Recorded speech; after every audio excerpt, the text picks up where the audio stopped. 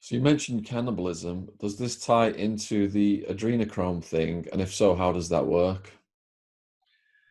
Well, I wish I was an expert on that, and I'm not.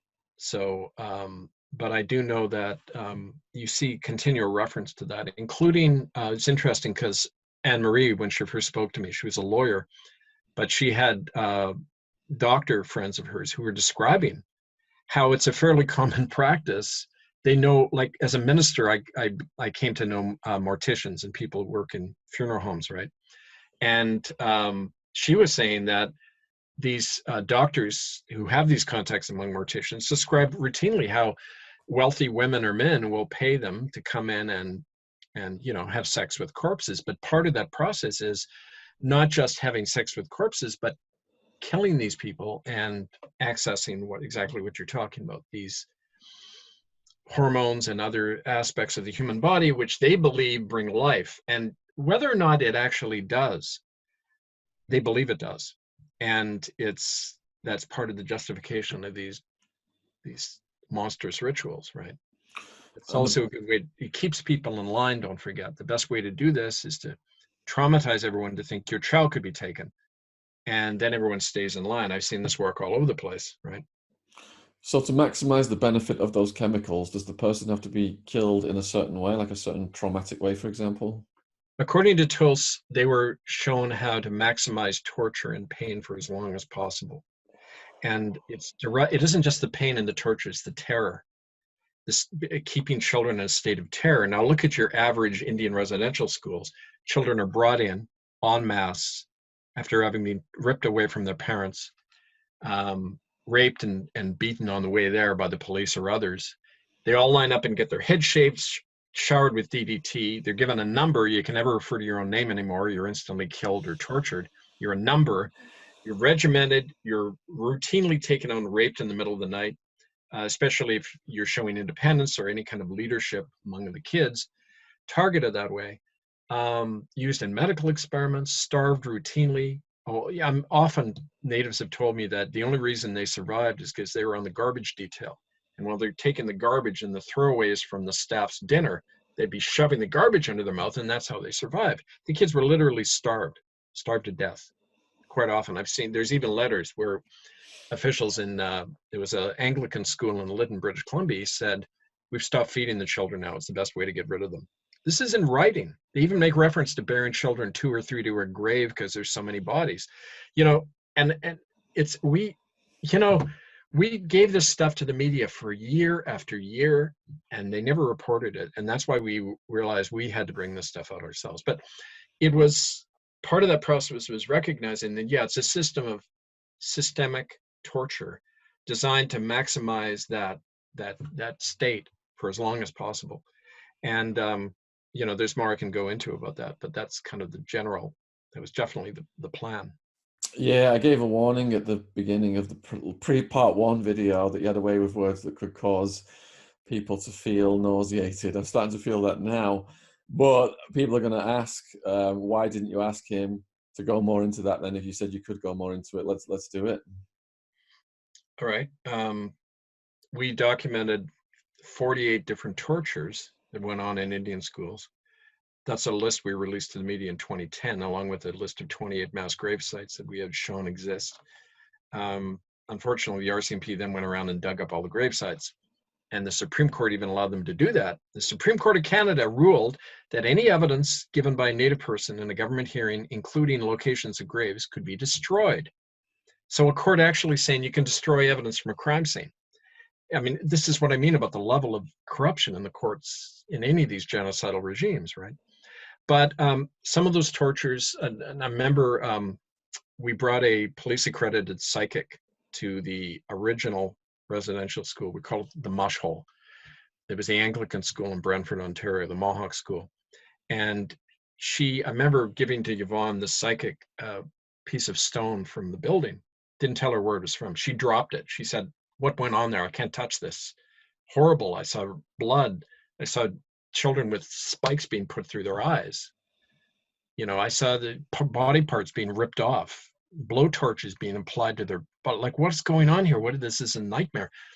And when we took her there, And she had to do it in doses. She's much too sensitive to get a lot of this stuff. But over about 2 weeks, she gradually documented everything she saw.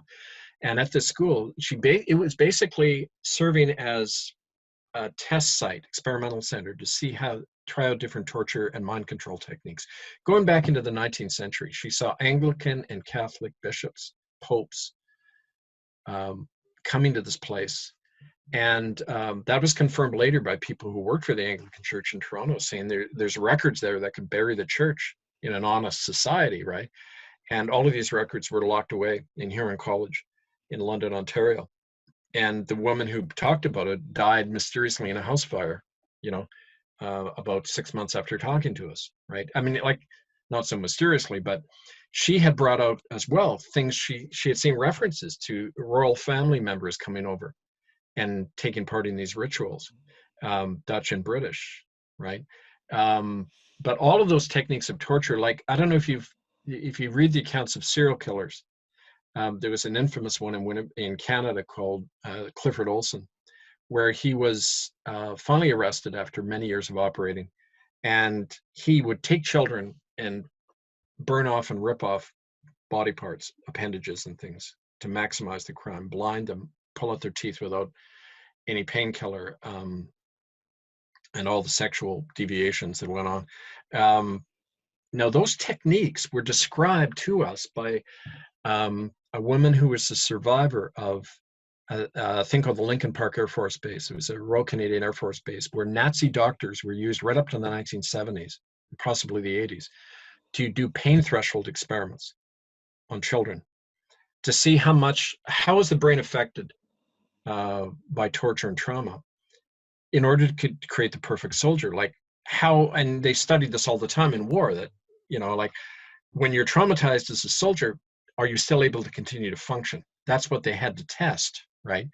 And exactly those tortures Clifford Olson was using on those children were being done. They're documented by government and Nazi doctors at this Lincoln Park Air Force Base. There was one survivor. Her name was Gail. And I've got her testimony again in our book, murderbydecree.com. And the government even confirmed, they came out to her place and confirmed that those things had been going on, that there was an SS doctor, codenamed Bob Armstrong. We believe his name was Heinz Lehmann, SS doctor who worked with Josef Mengele at Auschwitz in these pain threshold experiments. And she even named his SS tattoo that's right here on the arm. She and they confirmed that he was in charge of all the Indian hospitals across Canada, this former SS doctor. But then the sergeant from it was called the NCIS, the Military Intelligence in Canada, he then went to her and said, we never had this conversation, your file is closed, and if you try suing the government over this, you'll go to jail for the rest of your life. And I heard this from Gail and her husband on Salt Spring Island, just down the coast here. And again, it's the same old story, like it's all out there, and yet the killers are in charge. So it's up to us, right? Before we proceed then, I just want to tell the viewers that there are links in the description box below this video to all your stuff. And there's a link to the website and the book. And there's something there that says you can download it for free. Is that the case? That's right. Murderbydecree.com. You can just get it there free. So Kevin's not trying to make money off this. He's got a link. He's very generous. He made the book. You can download that for free if you want to check out his research in way more detail, what he's done. Go down in the description box and click over on his stuff and support what he's doing. So also, we've had multiple interviews on this channel, people who have discussed MK Ultra, the CIA, and the Manson family. If you're enjoying this interview right now, you might want to click down and check those interviews out as well, which tie in exactly with what Kevin has been stating. You mentioned there that a list was compiled of 48 torture techniques. That's an intensive, traumatic thing just to put together from a personal perspective. What on that list shocked you the most? It even wasn't even the things that were done, as the ease with which it was done, and how the people who did it would then talk about it without an apparent qualm. It's like it's all personal. When I was thrown out of the United Church into this kind of kangaroo defrocking they did, the men who were doing this to me, they knew my children were their lives were being ripped apart by this. They knew they were destroying our life for the simple fact that I was bringing out their dirty laundry. And I had gone to them. I had said, let's find a way to bring this stuff out so nobody's going to be harmed. I was very conciliatory, and yet they hammered me because they were terrified of what this would expose. They had these guilty consciences. But when I looked in their eyes and I saw no conscience, I thought, and I mentioned this in my documentary film Unrepentant, I said, if they could do that to one of their own, right? Imagine what they could do to somebody who wasn't one of their own, a little Indian, a brown child who they considered a heathen. Of course they're going to kill them. Of course they're going to use them. There's no, it's that human capacity of complete moral relativism. And I used to think that people are born good, but now I think, that, Sean, it's like, I think we have to develop a conscience, maybe even a soul. It has to grow out of our experience, because I don't think people are naturally like that, especially in a hierarchical system of power where you're expected to obey the psychopath on top, and, it's like when the American trial lawyer at Nuremberg, Robert Jackson, he was the chief American prosecutor in the first Nuremberg trials.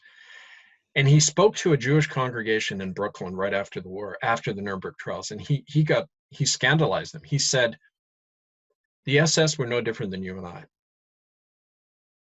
He said, put any one of us in that situation and we'd be capable of doing the same thing.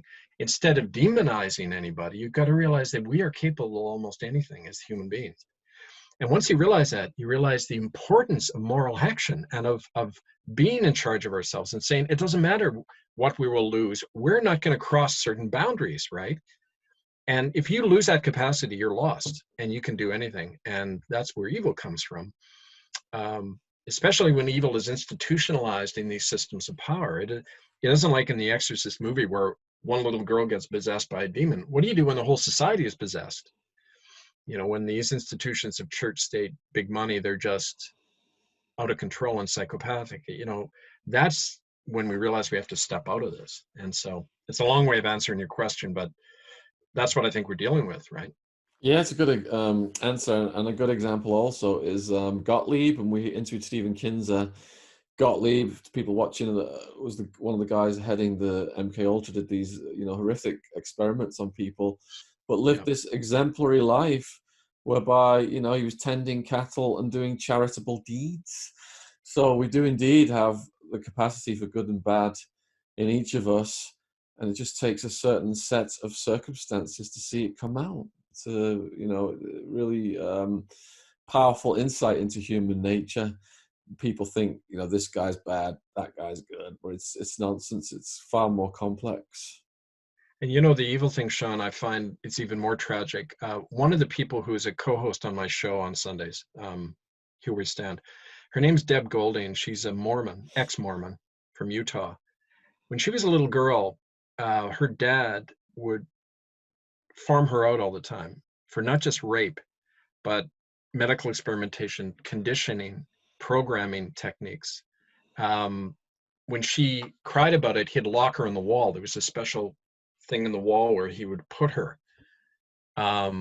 imprison her. He would drug her, take her out and rape her himself. Like, okay, these are sick people, but they've never been prosecuted by the Mormon Church. Every level of the Mormon Church was doing this. As a matter of fact, she said she saw Russell Nelson, the present, they call him the prophet. He's like the equivalent of the Pope in the Mormon Church.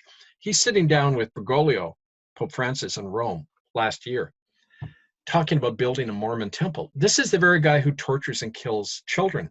She saw him do it. She's an eyewitness. And this came out after a lot of therapy, and that the whole system condones it. That's the evil. And then the tragic thing about Deb and her the rest of her family too is it's such a struggle for them to even imagine confronting these people, because we all normalize what happens to us and the people around us, right? Yeah, okay, I know my father is still doing it to children right now, but I've never spoken about it. And she struggles, okay, but she can't do it. And it's partly programming, it's partly fear, but it's also the realization, okay, let's say I do it. You think we're going to get justice, right? Do you really think in this society we're going to get justice if we just start talking about this? So it's survivors are very real. They're realists. Okay, like I've had to become a realist. We have to. Um, who said, "Be as innocent as doves, but as wise as serpents," right? So how does the abduction, terror, um, torture, murder, rape, of children network work in this day and age? And I'm particularly interested in the roles of government agencies, the church, multinational corporations, and banks. It's a huge global industry. It's like arms and drug trafficking, human trafficking, modern day slavery. Even the UN admits that there's 20 million plus people trafficked every year in the slave trade. A lot of those are children because they're easy to get. Often the way it happens, at least the best cases we have documented are Western Europe and North America. It's probably even more horrendous in other areas where there's no monitoring at all. But the way it happens predominantly in the West is through the government so-called system of childcare. And we have this, there was actually a lot of people in England working on this. The Holly Greig case, it was called. I don't know if you remember this. Holly Greig was Down syndrome child who was systematically raped by her dad. When the mom tried to prosecute, she gets thrown in jail because it turns out this dad's part of a ring involving people high up in the British and Scottish governments, including the Attorney General. And they made her life hell because she tripped over, like I did, accidentally. This much bigger network operates right in the state. The statistics show that you're dozens of times more likely to be raped as a child in a government care system than it is, within a family. And I remember when I was last in England in 2011, before they deported me, somebody just, the government, I forget what you call it over the child protection system, but they admitted that 586 children had disappeared last year. They can't even account for where they went. And that's the number they admitted to, right? Well, the children, the way it works is when children are being transported from one foster home to another, they simply go missing and fake documentation is issued. They're then taken into special, they're not like safe houses, they're the opposite. They're holding cells where the children are literally put in cages or in bedrooms that are caged off and held there until they can be sold for medical experimentation, organ trafficking, satanic ritual killing, any sickness you can pay for. You can get children that way. It's trafficked very much through the Catholic Church, which is protected under the law. It's a law unto itself. Child protection systems, and especially areas that are war-torn, because the child relief agencies that go in are often covers for these, systems that operate within it invisibly to then grab and traffic and do whatever to the children, right? So it's institutionalized. That's the point. And you run up against that when you try going into court about this, because you're instantly shut down. And the very people bringing it out are then targeted by the police, fake stories issued about them, as if they're the child abuser. This happened. Oh, I mean, I could give you hours of examples of this, especially in Holland and Belgium, where a lot of people tried doing this. There were big protests. I remember, if you remember, Marc Dutroux. He was back in the early years of this century, he was brought out. He was a child killer. They found body parts of children in his basement. In his original court statement, this was near, he was in both the Netherlands and Belgium. I think they finally caught him near Brussels. He said in his original statement, he named members of the Dutch royal family who are involved with it and top politicians, the Prime Minister of Holland. He mentioned all these people. That gets taken out. And it never shows up in the media, just like in Canada, and this stuff never came out, but officially. But there were thousands of people in Amsterdam protesting the Dutroux cover-up. But even in a place like that, it just carries on, even when there's popular opposition, right? So, I mean, go figure, right? And you got deported. Did you explain why you got deported? Oh yeah, well, I was coming back into. I had spoken at a group in where was it? Somewhere in the Netherlands. I was flying back in England. It came in at Stansted Airport. May 26, 2011. I was to speak 2 days later in Trafalgar Square. Some of the Holy Greek people were having a protest about state-backed child trafficking, and they wanted me to come and speak about the Canadian experience and about the ITCCS. And I was stopped at Stansted Airport by a group called the Reliance Limited. It's a privatized, the UK Border Agency doesn't run these check-ins. Reliance Limited does. It's privatized. And the Reliance guy looked at my passport. Then he looked at the screen and his eyes kind of went wide and he said, "Oh, come with me." Took me into a holding cell and held me there for 2 days. And I was the only white person there. They were all people. There was one guy, he was Tunisian. He'd been in England for like 18 years, had 5 kids, and they were deporting him, just him, for a visa irregularity. He was in tears, you know, and just all that suffering in there. They held me there without explanation and didn't even question me. And then they just deported me back to the Netherlands. Wow. I said I wasn't welcome in England. And I said, "Why is that?" And they wouldn't answer. So, you know, I mean, just the same bullshit, right? Pissing the right people off. You mentioned China earlier then, and has something been encroaching on Canada's west coast? Well, for years. It's even been officially admitted. There was a guy called Richard Fadden. He was the head of the Canadian Security Intelligence Service. This is like MI5 in Canada, right? And he said about 8 years ago now, he said that the Chinese government had been systematically infiltrating the British Columbia government on the west coast of Canada, especially in the resource ministries. And he stepped down from his job very soon after making that statement. He's never talked about it since. But the Trudeau government in Canada has, one of the first things Justin Trudeau did when elected was he removed all restrictions on Chinese investment in Canada. And he passed this law that the Harper government had initiated called the Foreign Investment Protection Act, which allows China to station their own troops on Canadian soil to protect their investments. Now, I thought that might be considered an act of treason, but this coronavirus nonsense came along to bail him out. Trudeau was also being investigated by the RCMP for taking bribes in what's called the SNC-Lavalin scandal, he and his cabinet members. But, you know, like a war, this health fiasco is just allowing distraction from all that. But it's clear, I mean, that's at the official level. On the ground for many years, and I was working as a street minister as far back as the 1980s in Vancouver, where I first began to meet Native people. And the stories that people were telling me, the women disappearing, whole families going missing, Aboriginal families, along a northern highway. It's called the Highway of Tears in northern British Columbia. Now, you trace the liquid natural gas sites that the Chinese are after and are developing. PetroChina is the biggest oil gas company in China. They own all these liquid natural gas sites.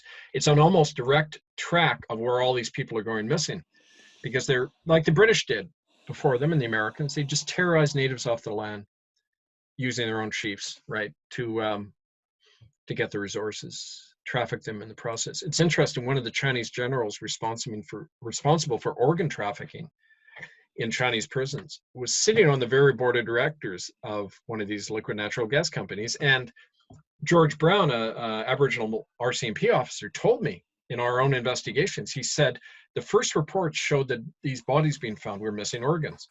And again, that was swabbed out of the police reports in the media, right? But it's going on as we speak. And a lot of the Native people who you meet on the street, the homeless, the young prostitutes, they're all refugees from their own reservations. They've been terrorized off their land. They all have these stories, every single one of them. The same stories from different people who've never met, right? And so it's incontrovertible evidence, right? But it's like, I don't know, it's kind of like the lone gunman thing with Lee Harvey Oswald. Everybody knows he couldn't have done it, and yet that's still the official story, right? You know, and it's the same with any crime of state and church or whoever. I'd just like to add to that then. I know someone who works at BP, and that person told me off the record exactly what you just said. If the resources are there, they just terrorize the people off the land with the cooperation of the government and the local law enforcement, and they don't move, they just kill them. So you mentioned about the trafficking of organs from prisoners in China. I've heard about that over the years. Could you just explain to the viewers exactly how that works, please? Well, it isn't just China. They've just kind of elevated to a whole industry, but the there's certain groups like Falun Gong, religious dissidents. The Muslim population in China is also targeted, and um, certain organs are very lucrative. You know, eyes, lungs, kidneys. I mean, just everything. There's a big market for, just like there are for babies, right? So, according to accounts I've read, and I'm not sure how trustworthy the official accounts are because they're sponsored by other governments, and I don't trust government reports of any kind because everyone's got their axe to grind. But independent accounts from journalists and others have shown that people go into these they're military prisons run by the People's Liberation Army, and they never come out again. But their organs. This one reporter got as far as talking to the guys who would drive the truck in and out with the refrigerator van that took the organs out, and so it's pretty documented, and it's it it's just kind of the epitome of our culture where everything is for sale, right? Everything has a dollar sign, and that's the bottom line, not humanity. And so it's not surprising, but to think it's happening in your own backyard, that's a big leap for people, right? Because suddenly your society is not what you thought it was, and you're at risk. And that's why it's difficult. I mean, thousands of people will come out to protest many issues, but we were always lucky to get more than 24 to any of our protests about genocide and all of this stuff happening in Canada. Nevertheless, we had a huge impact because it's not about numbers, it's about truth and persistence. And if you're hitting them where it counts, right? So somebody once told me something about the Chinese prison organ system, then I'm going to run it by you and see if it's plausible. So, for example, prisoners who were sentenced to death wouldn't know when their execution was coming. And then if a Westerner, a wealthy Westerner, wanted particular organs, then that Right. prisoner would be executed and the organs sold, and massive amounts of money exchanging hands. Yeah, there's a shopping list. It's like there's a quota. The same is true we found in the Catholic orphanages in British Columbia. We documented this from women who'd been in them. Um, the Catholic Church gets a quota every month from adoption agencies of the number of babies they need. And so they then go to young Catholic girls who get pregnant. And the priest and a doctor who works for the church shows up and says, we could raise your baby better. This is when the girl is still pregnant. They say, it's going to be shameful for you. Just give the baby to us and we'll raise it. Boom. Of course they're against abortion because it cuts into their profit margins. They traffic these babies, right? It's this whole pro-life nonsense, right? It's just so that it's a whole system at place. There's even a thing in Vancouver hospitals called the BFA protocol, baby for adoption. And if you're on the BFA protocol, the mother is given special drugs to keep her tranquilized. She's given lactation suppressants, things to keep her disoriented and doubting. They put her in front of a TV and give her videos about how the church is a better parent than you are. Just total brainwashing. So they relinquish their baby. They're not even allowed to hold the baby after birth. They're just whisked away to whoever, right? And it's a big child trafficking industry, right? And the Catholic Church is one of the biggest, criminal elements in this whole thing, right? That's exactly what happened with my mom. Her mom was jilted.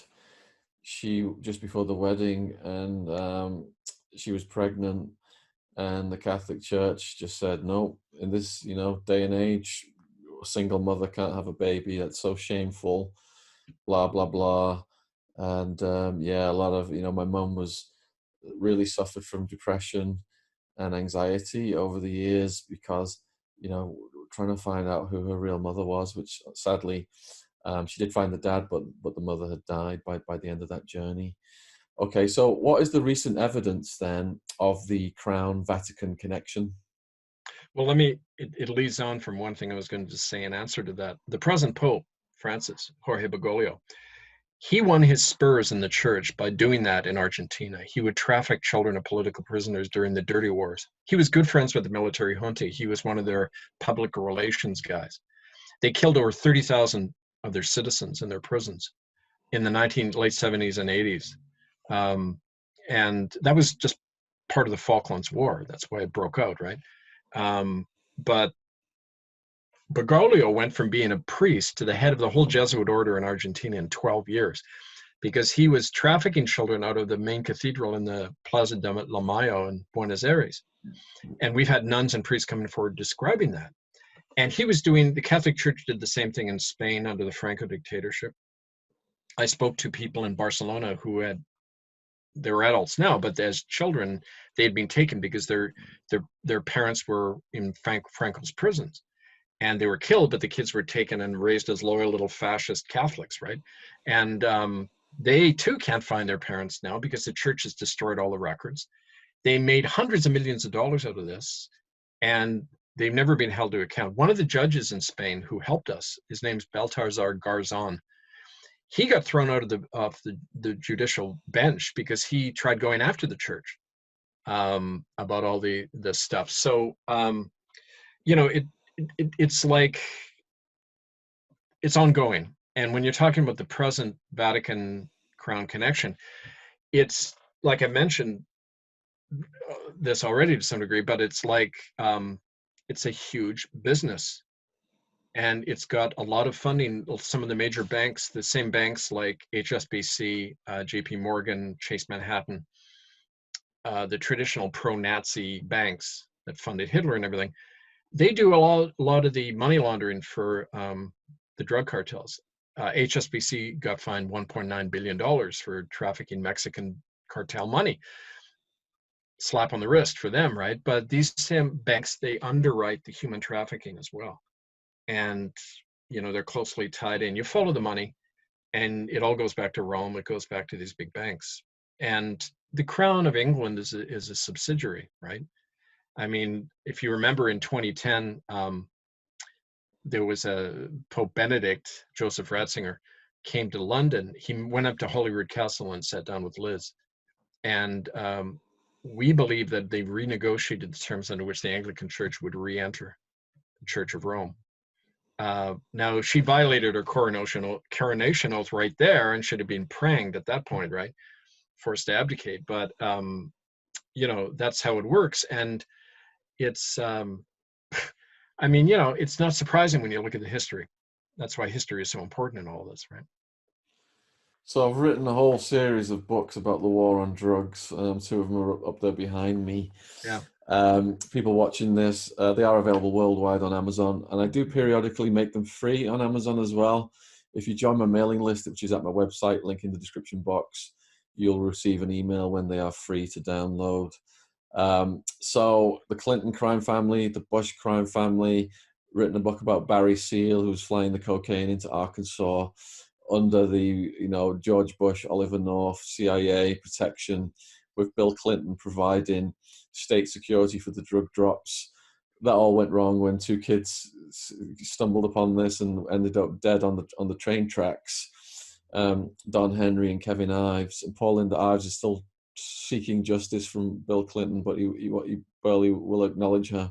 Now, you bring to this the human trafficking component in terms of how it fits in with the drugs and arms trafficking. Could you expand on that, please? Well, I mean, I know I had some contact with some of the people actually involved in this, and it's just simple dollars and cents for them. The people who traffic drugs and arms have the means and the infrastructure set up to also traffic people.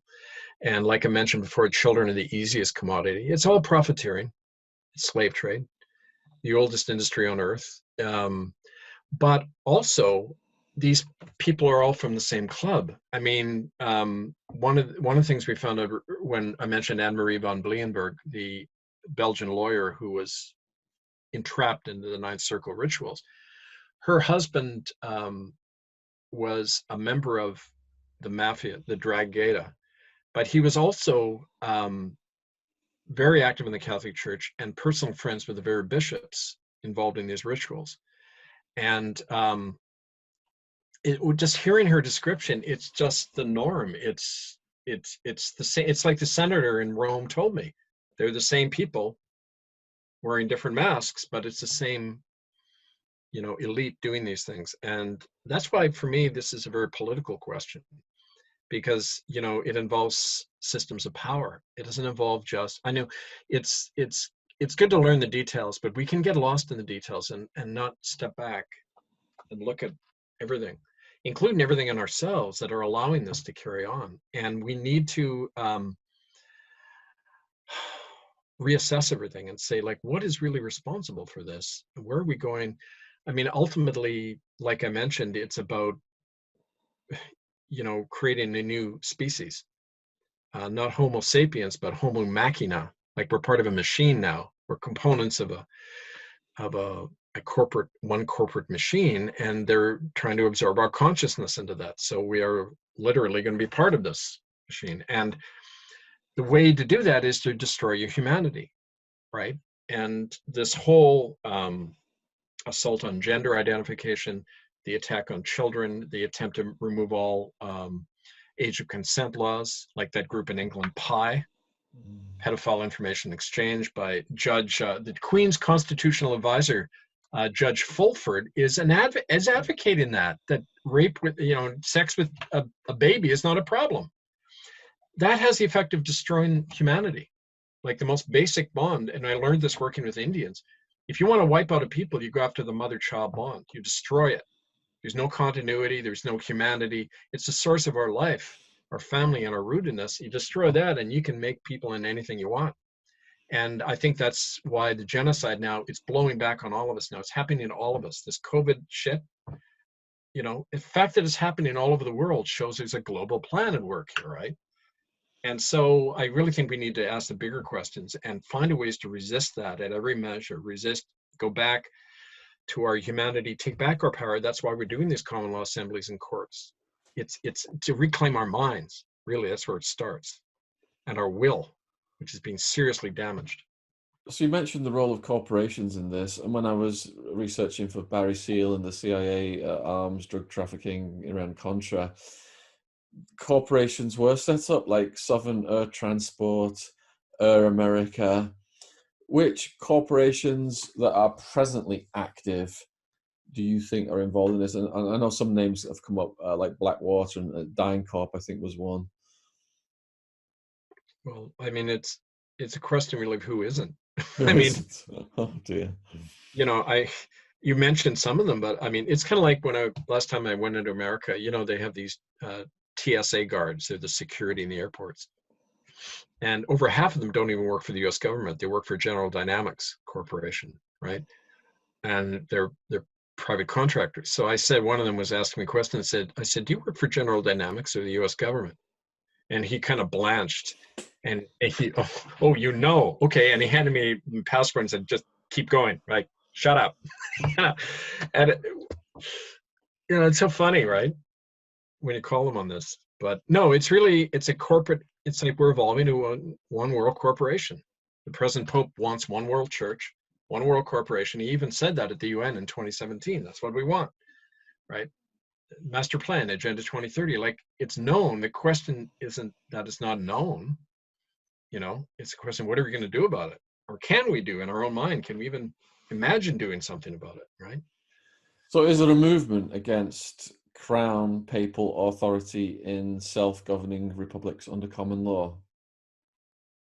Is there a what? Is there a movement to go against the crown papal authority? Oh yeah, that's what, for over 5 years now, that's what I've been focusing very much on doing in North America. The Americans are further down the road than Canadians on this, because they're already raised with the notion that, this lingering notion of a republic, where Americans are raised thinking, I am a republic, the government answers to me. Canadians are raised, I'm a subject of the crown. I'm subject to the authorities, right? And I don't know what the mentality in England is on all this stuff, but the reality is that there's no alternative but to replace it, because they're criminal bodies. They have no authority, natural authority over us. It's all kind of de facto power. I mean, the British monarchy was abolished in 1649 by an act of parliament. It was declared illegal to reestablish the monarchy. But Charles II comes in 1660 and reimposes it through a military coup, and that's supposed to be legitimate. No, it went against the will of Parliament and the people. So you can't really make the argument the monarchy has any lawful authority, right? And those who do can't prove it, right? Let me get some of these questions up then from this video that went viral very, very rapidly. Let's see, I pinned a comment there. We got 351 questions and comments. Oh boy. So we'll just go through Right. some of them here. We won't be able to get into a lot. In these instances, what happens to the victims on a spiritual level? Well, that's hard to judge, but I can tell you from working with a lot of them and from personal experiencing it myself, that because I've faced psychic attack, I've been heavily targeted in that way, which I can talk about, but they're drained. People who go up against this and who are tortured at a young age, there's a part of them that's just missing. And I'm not sure if it can ever be replaced, but part of the struggle in Healing Circle is to get people to own what happened to them. Because you never want to talk about the bad stuff first. And they also know that people did it are still walking around. So it's a dangerous thing to start naming names. But in the native circles, in the longhouses and that, they're called soul snatchers. They're like shaman who are working for the dark side. And when people are very vulnerable, they actually intrude and they believe can grab people's souls, which I don't believe. I think that part of us is not of this dimension, is not of this world. So you can't steal it. Even if you're willing, there's an element of us that can never be touched. We're multidimensional beings. I know that. And that's how I've survived this, by relying on that. So that's kind of my short answer. I don't know if it really answers it for the person, but. Well, thanks for the question, Wu-Tai Warrior. I've got a question from Bernardo Soares, and this question is coming in every single day. 100 people have asked this at least. I might have to put this one out as a separate clip just to satisfy all these people asking about this. Greg Hallett, aka King John III, what are your thoughts? Well, I've never met the man, and I've read some of the stuff, and I used to work in a psych ward to pay my way through seminary, and I would meet people who thought they were the King of England, right? I didn't take them that seriously. Whether we should take him seriously or not, it comes down to how you view the situation. Monarchy is against reason, it's against nature, and it's a crime against humanity. It doesn't matter who's wearing the crown. We do not have a sovereign over us. We are sovereign. The people are sovereign. Monarchy has been declared a criminal body in England. And so it's not a matter of somebody coming and saying, no, I'm going to refurbish the image now and be the right king. It's like what Bergoglio did when he became Pope. You bring in the smiley replacement. It's standard damage control. You bring in a new image on the old rotten institution and people think it's different. I'm amazed how often people are fooled by that, because we're raised with a ingrained notion that there has to be a parental figure guiding us, whether it's God, whether it's a king, whether it's whoever, a spiritual advisor. We can't do it ourselves. We always need the figurehead, right?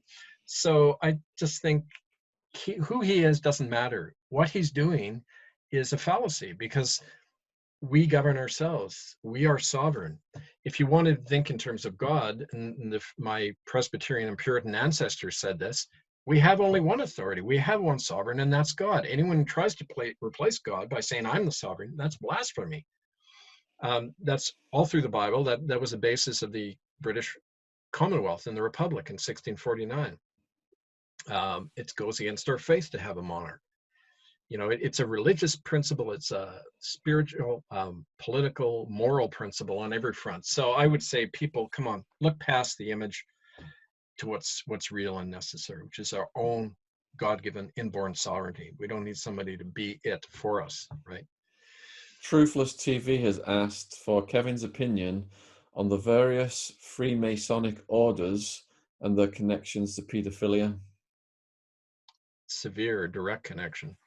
I know all the judges in Canada are Masons and take Masonic pledges. Masonic temples are sources of routine child trafficking and killing. You know, so yeah, it's another hand puppet of the same beast, right? So in a nutshell. So Anonymous has ask Kevin about Kindlefresserbrunnen, 400-plus-year-old public statue in Switzerland of a man eating babies, and do the Swiss run Satanists? And why would the Queen care about Catholics? She's the head of a Protestant church. Well, she's not head of a Protestant church. She's like in a strict sense, a Protestant is someone who believes that Christ is the head of the church. The Church of England says the Queen is the head of the church. The Catholic Church says the Pope is the head of the church. No, you have, to a Christian, Christ is the church, not a human figure. So I don't think that's splitting a theological fine point. I think that just comes from the definition of what a Protestant is. Anglicanism is being described as kind of warmed over Catholicism, right? They've got many of the same rituals and assumptions. They just got a different person running it, right? So, and the first part of the question, I'm sorry, again was Kindlefresserbrunnen, 400-plus-year-old public statue in Switzerland of a man eating babies. Thoughts on that, and whether Swiss run Satanists? Well, yes, Switzerland is a source for a lot of stuff because it's secret. It's kind of like Canada. That in the areas that are least known, like Canada's vast, and so a lot of shit can happen here, right? And Switzerland is hidden. It's secretive. It's banks. It's whole thing. So yes, like a lot of the reports we had coming out were traceable back to Geneva, and one of the satanic high, kind of capitals of the world, from things I've read and heard from people. But again, this is like it's a question of where is it not happening, because you can go to anywhere in the world and you see this stuff going on. So the best guide is to trace the money, trace the places where you have unaccountable authorities like monarchs and popes and corporate heads. People are unaccountable, perfect cover for all of this crime, right? Yeah, the Swiss had quite a role in recycling the Jewish money and gold, Yep, didn't they, as well, for the Nazis? very much. Yeah. Di Kyle has asked, how does it all continue? Is it a grooming process started in the hives, the private schools, Oxford, Cambridge Uni? How do they recruit? Well, it's out in the open, really. I mean, it's like I'll give you a personal example. When I arrived in Port Alberni, I went as a young minister. The first gathering of ministers I went to was called the Presbytery. An old guy called Oliver Howard came over, and he worked on the mission boats going up and down the coast to the Indian villages for many years. And he said to me, we were talking away, and I asked about the Indians because there weren't any Indians in any of the churches. And I began to ask why. And he said, well, it's easy to get a native child if you want one. That's all he said. And I kind of looked at him oddly, like, what?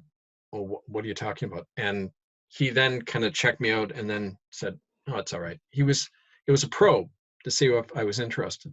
And then if I was, I'd go to the next stage. And I mean, those recruitment tactics are always quite visible, because don't forget, these people feel they're God. They have nothing to fear. They're protected by the authorities. They can be very open about it. It's even reflected in movie scripts all the time, right? They kind of lay out their agenda all the time as if to say, haha, look what we're getting away with. It's like they get a rush off it, right? So secret societies are not that secret in reality. They like to create the impression of secrecy because it creates a sense of invulnerability. And that's how you keep the sheeple in line, thinking these people are all powerful, but they're not. They're actually very mediocre as individuals. I found that when I went up against the church leadership, these guys are just pathetic as human beings, but they need to hide behind the institutional power, right? For that reason. So it's like the little man behind the mask in The Wizard of Oz, right? They're little shits. We shouldn't fear them at all. It's like they laughed at us when they killed Epstein, and they may laugh at us when they kill Maxwell, and they don't care that we know, because to them the consequences are worse. Anyway, all right, Animal Bob. Thank you to both of you. I know researching and reporting on paedophilia and trafficking can take its toll. I've read a few articles about Kevin and how he lost everything by trying to get the truth out. courage, temerity to forge on is incomprehensible. My question is, where would people go, or what would we research to start utilizing the same courts that tried and convicted the Queen? Is there any knowledge Kevin has that might help people to try those who seem untouchable? Get this book, our common law training manual. We tell you how to do it, how to set up these courts, but the philosophy and history behind the common law as well. And including copy of Magna Carta, which people need to read, and the methods that you can use. Common law has universal jurisdiction. It doesn't require a statute in your country saying we recognize this. It comes out of natural law, which means anyone can do it. These are inborn liberties. So that's on Amazon. Kevin Annett, Establishing the Reign of Natural Liberty, a Common Law Training Manual. I urge you to get that. And contact me, thecommonland@gmail.com, because a lot of the work I do, we do online podcasts, we do personal appearances where I come and hold common law training workshops with people to walk through the steps of, how you set these things up. You know best your own situation, so you've got to organize it, but I'm kind of a catalyst for the process. And so it's really in your hands. You can adjudicate any issue, that's the point. It isn't just about child trafficking, any corruption, any crime going on. You have the power to name that. Don't forget, in your own inquiry, any court of law in the world has the power to take a verdict from a citizen inquiry and issue warrants based on it. That's why Ratzinger is still hiding out inside the Vatican, right?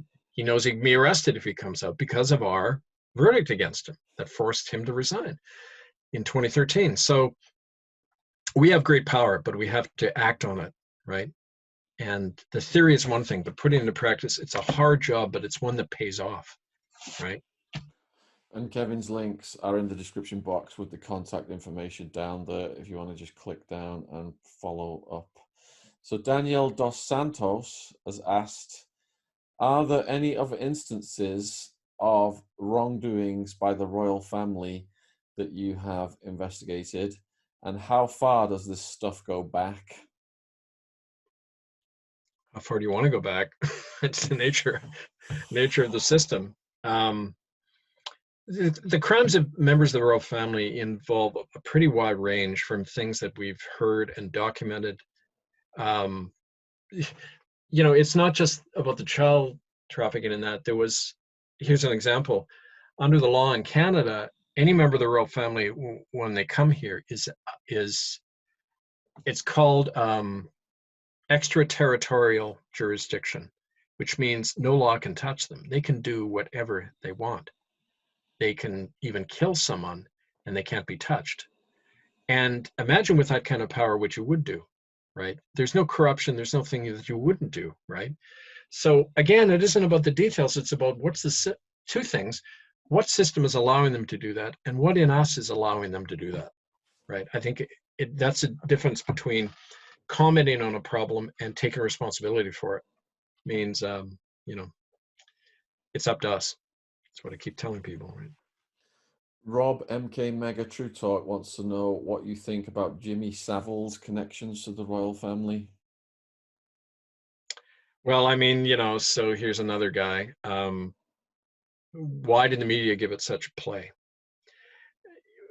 They let you see what they want you to see. So anything that gets prominent corporate media exposure, there's an agenda going on there.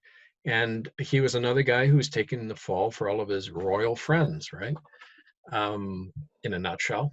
And he looked crazy too, right? The big weird glasses and oh yeah, like Ratzinger, the evil emperor. Everyone hated Ratzinger. He looked evil. But look at Smiley Frank, who's in now. Grandfatherly, smiley figure. These images are designed to control us, just like language does. And I would just avoid looking at what the corporate media is offering us. Yeah, and to the viewers watching this, Savile was featured in our first ever documentary, UK's Hidden Shadows, but now we're going to do a whole documentary just on Savile, UK's Hidden Shadows 2, and we're hoping to get that out by September, October, around then. So Pauline Shields asked Kevin about Vivian Cunningham, a British soldier who was drugged and institutionalized against his will for daring to question the Queen about this. I heard about Vivian. It was, I believe, around 2012, but don't quote me. It was fairly soon after we set up the tribunal. And the verdict, oh no, it was, I'm sorry. It was after the first verdict came out in 2013. So it was in the year after that, where Elizabeth and Ratzinger and everyone was found guilty of crimes against humanity and covering it up. Her personal complicity in abducting those children that she never refuted. I believe it was more like 2014, I heard a report, one of our groups in England said that Vivian Cunningham, who was a soldier, had asked his commanding officer about the rumor. He just said, I heard this rumor that the Queen had been convicted of crimes against humanity. He just asked about it. The same day, he was immediately committed to a psych hospital. And I forget the place. We got people out there within 24 hours, and this is what you have to do. You make a stink. We had people out there with picket signs around the hospital. We had media releases. We were saying, this guy's being incarcerated like in the old Soviet Union for, this and that. And as a matter of fact, there's a weird law in England, the fixated threat assessment law. There's 5 centers in London, fixated threat, FTAC it's called. And if you show over concern about a public figure, a member of the royal family, that you can be put in mental institute because you might suffer from a mental illness. For going to a protest more than once on one theme, you can be considered to be fixated on the issue or on a person. And on that grounds, you can be considered, it's criminalizing dissent and making it a psychiatric condition. And that's the grounds on which they got Vivian. And we made a stink. In less than a week, he was released. Because we had put that pressure on them. But it shows you what happens. Why would he be immediately targeted like that unless it was true, right? Unless they were worried about something, about the soldiery, and they were always worried about what the soldiers and police are thinking, because they're the arm of the state who keeps everybody in line, right? And it's exactly those people that we always try to reach. We invite police, members of the Canadian military. We've invited them all into our Common Law Republic workshops and saying, you got to disavow your oath of allegiance to that criminal over in London, right? It's time to take the oath to the people. So I think that's part of the reason he was targeted, but it's the same game, right? Beth John wants to know what cases you are working on now and your expectations of the outcomes. Well, there's kind of a 2 hats I'm playing at the moment. Within Canada and the US, I'm very active in organizing people in these Common Law Republic assemblies, because these are the tools we need to resist the present police state, for one thing. I mean, there's been like a 10-fold increase in the number of people who want to get involved in this work because they know that it's coming down right now. We're in the police state, right? Because of all these measures, things happening. And that's one of the hats. That's a major thing. But I'm also still working with the tribunal, the ITCCS. And a lot of this stuff we're working on there, we're trying to open a common law court on the west coast of Canada because of the Chinese involvement in these genocidal crimes. And so we have a whole bunch of people named in an indictment. It was going out just before the COVID thing hit. So all the courts shut down conveniently, all the parliament and everything. There's no lawful authority operating anymore, really. So we've had to set up our own court. We're doing that. It's called the West Coast Grand Jury into crimes against humanity, and it's looking at specifically the Chinese involvement in these crimes on the West Coast. But again, it has applicability in many other places because Chinese money is really taken over a lot of things in the world, and it's the rising superpower, right? Some people just asked you to clarify the 10 kids that were disappeared. Was it 7 boys and 3 girls, and where they were sourced from? 7 boys and 3 girls, according to William and Jessie Jules, the witnesses, both of whom are dead now. But we have their testimonies written and in video.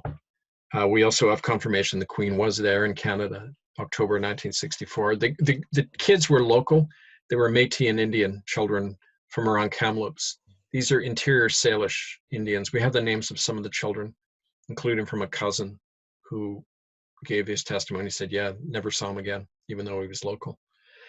And the same police accredited psychic I mentioned earlier, Yvonne Mays, she came up to Dead Man's Creek, where the picnic was, where these children disappeared. It's northwest of Kamloops in central British Columbia. And she scanned the ground and said, oh, yeah, well, they were killed the same day. I see their bodies aligned in kind of cultic configurations. They're buried near here, but she couldn't deal with it because it was horrible. Again, a horrible ritual that killed them. That same night, October 10th, 1964, all the numbers add up to 10, you know. So Jay Douglas wants to know, where does Kevin think these evil practices originated? Babylon, Sumeria, or elsewhere?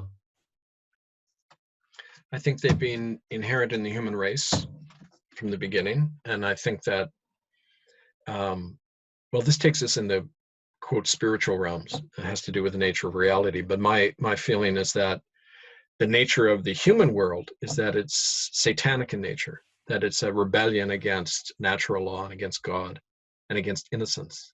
And so these things have been around from the very beginning. You know, somebody said there's a fight for our souls going on, and I think that's very true. But it's manifested in all these different empires, of course.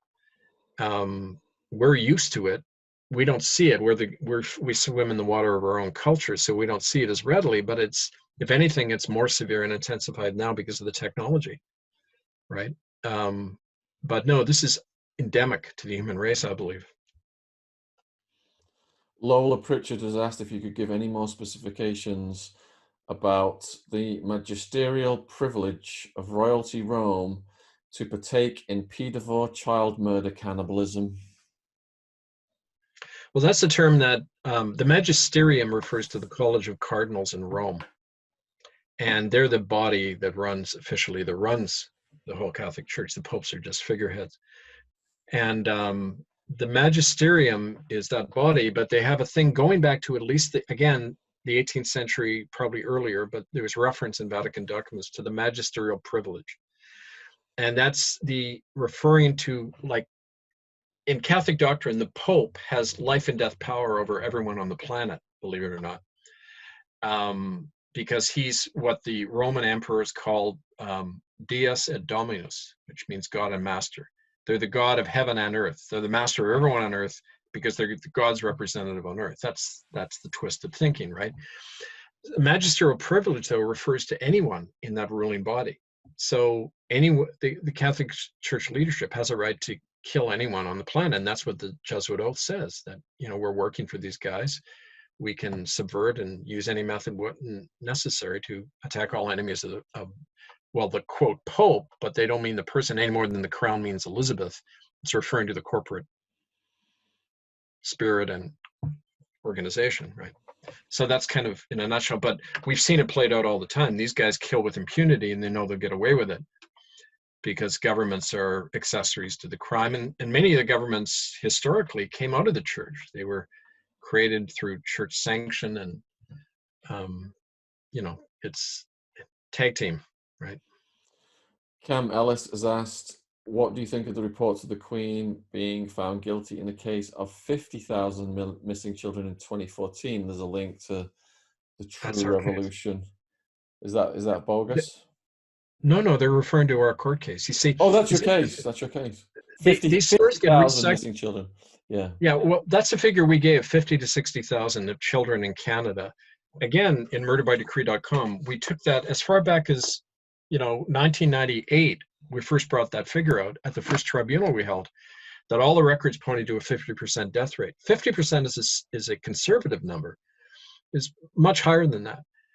But it's interesting, these stories get out and then they get forgotten for a while, and then someone finds a piece of news item and then they recycle the story as if it just happened. But no, these are all things that were brought out over the last 25 years. You just have to go back, again, read the history, murderbydecree.com. You'll see, if you take the time, you'll see how all this stuff came about. The evidence has been out there for many years. John wants to know if you have any info on Opus Dei. That's spelled D-E-I. Opus Dei. D-A. It means the works of God in Latin. Opus Dei is a secret cult, a kind of a conservative arcane Catholic cult that goes back, again, several centuries. They tend to be extreme fascist in their thinking. Opus Dei were big backers of the Franco regime, the Pinochet dictatorship. A lot of Latin American dictatorships have bishops who are Opus Dei members. And they've been chronicled in some movies. I think, what was that movie about? The Da Vinci Code? One of the cardinals flying in his jet was an Opus Dei member, and he was ordering the assassination of the scholar who was talking about the human origin of Jesus, right? How he was married to Mary Magdalene, they had a child, Sarah. Well, you got to wipe that memory out, right? So they put an Opus Dei hitman on the job. That's exactly what they do. Opus Dei is very closely tied to something called the I'll remember it. It's called the Holy Alliance. It's the Vatican Espionage Service and Assassination Bureau. They're the ones who killed Pope. They remember Pope John Paul I in 1978. He died after 30 days in office. Yep. Because he investigated the Vatican Bank, and he was kind of like this odd duck in the church, like me. You know, kind of an honest person opening rooms that he shouldn't have opened.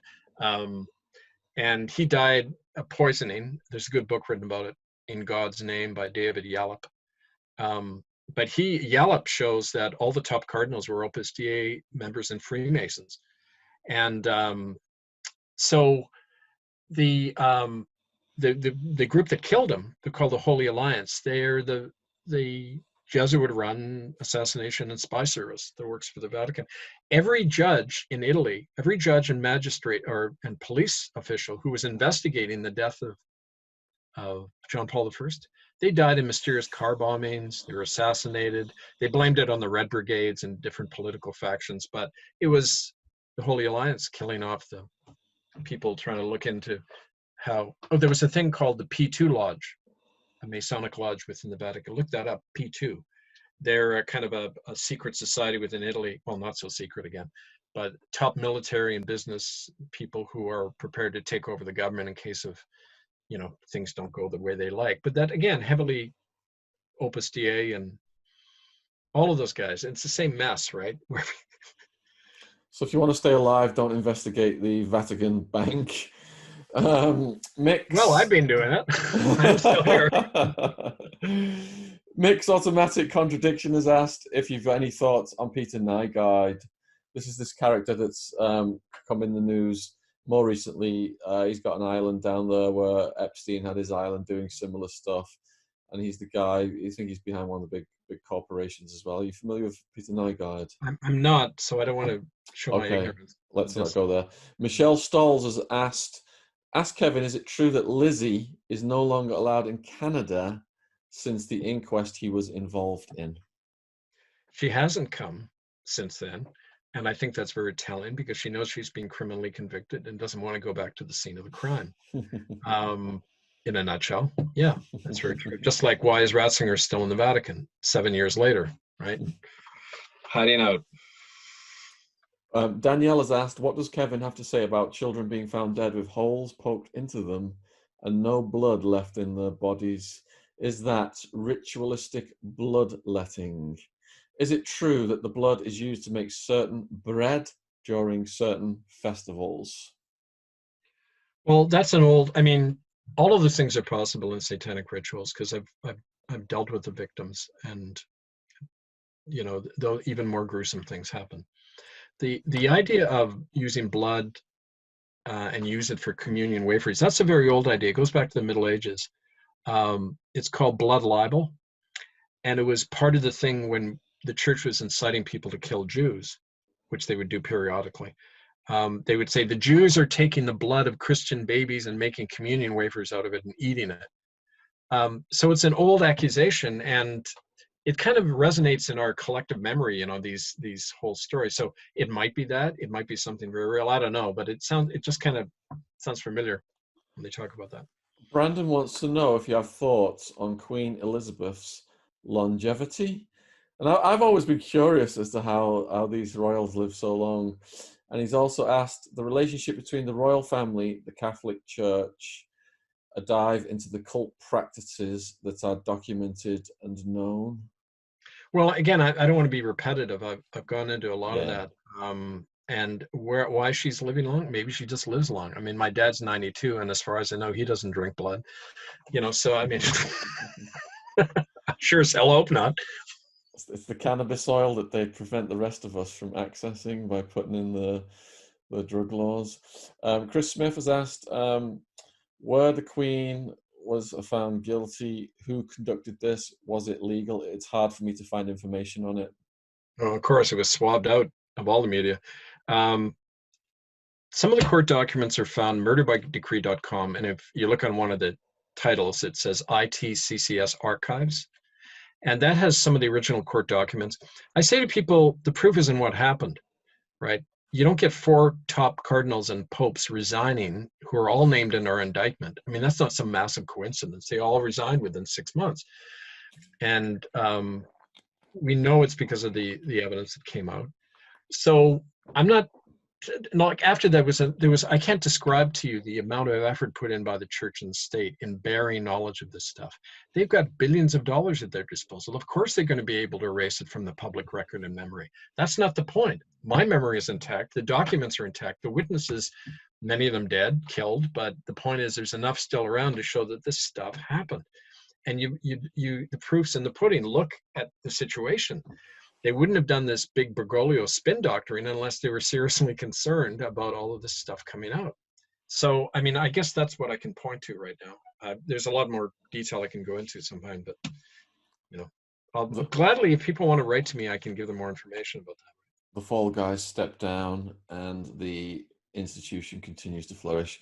Louis D has asked, can you tell us about your experiences in Port Alberni and whether that experience coalesces with any of your further research? Well, it gives me a chance to plug one of my latest books called Broken. This is my biography. My life as a truth teller, and you get it on Amazon, and it tells you the whole account of what happened in Port Alberni. Too detailed to go into here. I've mentioned some of it already, but basically, I opened my pulpit to Indians who had witnessed crimes in the residential schools, and it happened. It carried on from there, and including my firing and loss of family and blacklisting, all the stuff. But it started there by opening the pulpit and by me going into the community and finding the truth of this stuff. You've touched on this already. I don't know if you want to expand on it. How does energy vampirism work with satanic ritual abuse? I don't know how it works, but it seems to have the effect of definitely draining the energy from people. I've seen survivors, including Tos Nienhaus,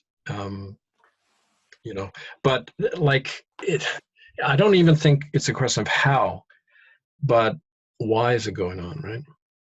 And how to stop it. Thomas Greenwood wants to know, how did the church become a corporation? 317 AD in Rome. The Church of Rome became a corporation under Roman law, and the church officials became trustees of the Roman state.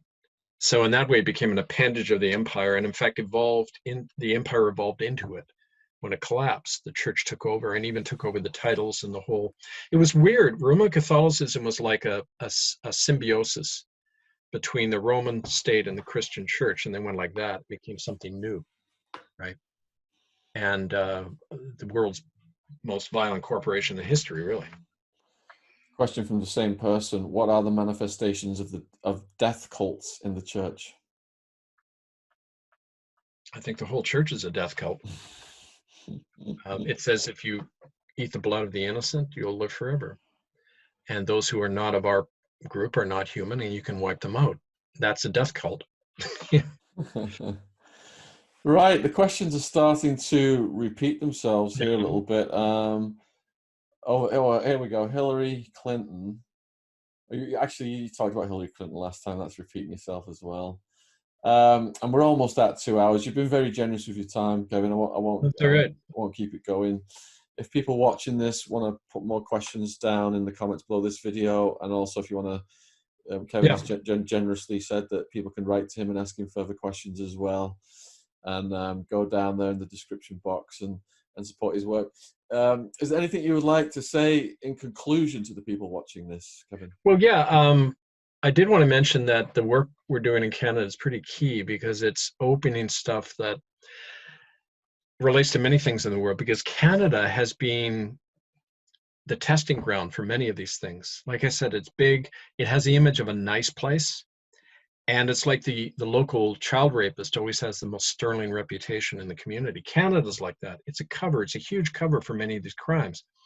And so the evidence is here. And that's why the work we're doing is such a threat, because by saying to people, you can take back your power, we're establishing a republic. In fact, lawfully, it's already been established 5 years ago. Republic of Canada. We've already gotten people disaffiliating from the oath of allegiance to the crown. We've set up a new website. You can see republicofcanada.ca. So Republic of Canada is Kanata, republicofcanada.ca. It's being constructed, but we're launching like new initiatives. We've got 46 groups across the country organizing these Republican assemblies where we want to devolve power back into the community and say the Crown's authority is finished here, people. So no, you don't have to obey COVID orders. You don't have to distance. You don't have to do any of this. We're under our own jurisdiction now. And you say that to the police. And people in England can do the same thing, disaffiliate from the Crown, saying we're under a different jurisdiction. Because that's the first thing a judge always asks in court. And you challenge them by saying, you don't have jurisdiction over me. Where's your authority? I don't grant it. Goodbye. Right. So that empowerment is going on right now, and there'll be a lot more news on that site. So urge people to see it.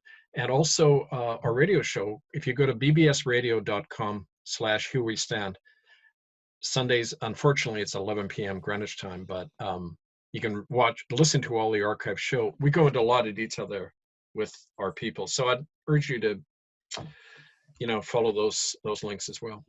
So we've got all those links in the description box. I think that link that you just said though about what's going on, you haven't sent us that one yet. If you want to send us that one over. republicofcanada.ca. Yeah, I don't see that one in the previous description box. But yeah, if you want to email that over to me, I'll get that included. Thank you. So yeah, we're looking forward to your people watching this. You're looking forward to your comments, reading what you think about this latest one. Huge thank you to all the new subscribers. Subscription logos in the bottom right hand corner. Huge thank you to all the people who donated as well. All those links in the description box, as well as all the other stuff that we've got going on the channel. So absolutely fantastic. You've been doing this for 25 years. It's a pleasure to speak to someone who just has so much knowledge. And not only that, we give you the respect you deserve for risking yourself and exposing such powerful people and the atrocities that are being committed. And hopefully by raising awareness, this will be forced out of the shadows. Less of it will happen and there will be less victims, so people's lives may actually be saved. So congratulations on what you're doing, Kevin. Thank you. Well, most welcome, and thank you for a really good interview. I appreciate the time with you, and I hope we can do it again. I want to end with a quote from Henry Thoreau, who wrote Civil Disobedience in America. He said, "I was not born to be ruled." And I hope we all take that to heart. Carry it on. Cheers. Cheers. Let's stop this recording. Let's have a look. Okay. Oh, here it is. Stop recording. There it is.